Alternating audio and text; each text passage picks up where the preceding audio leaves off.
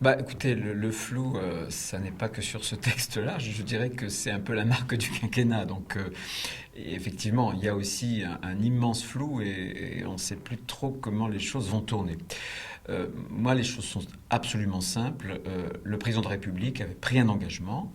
Nous y étions, c'était à Versailles, au Congrès, devant les sénateurs et devant les députés, d'une réforme constitutionnelle pour qu'on puisse raffermir l'état d'urgence et donner une portée à la déchéance de nationalité pour les binationaux, notamment pour les Français nés français.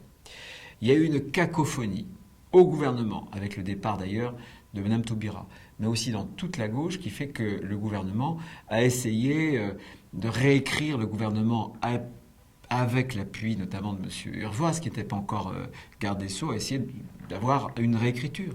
Mais cette réécriture, elle satisfait personne. La gauche est en train de s'étriper. En réalité, et nous sommes les observateurs, ce qui est certain, c'est que nous attendons nous, le texte final à l'Assemblée pour pouvoir évidemment l'amender.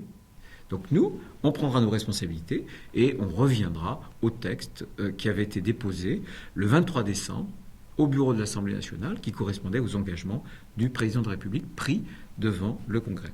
Il y aura quand même une difficulté après pour trouver un accord avec l'Assemblée, parce que ce ne sera pas sur la ligne du Sénat.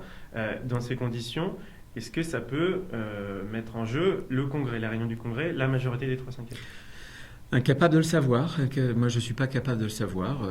Voilà, il y a eu des engagements. Il y a eu le président de la République qui a voulu prendre une proposition de ma famille politique sur la déchéance.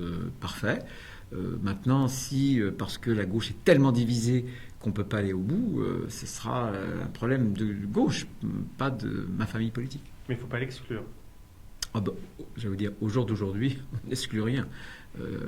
On n'exclut rien parce que chaque jour a son lot d'étonnements.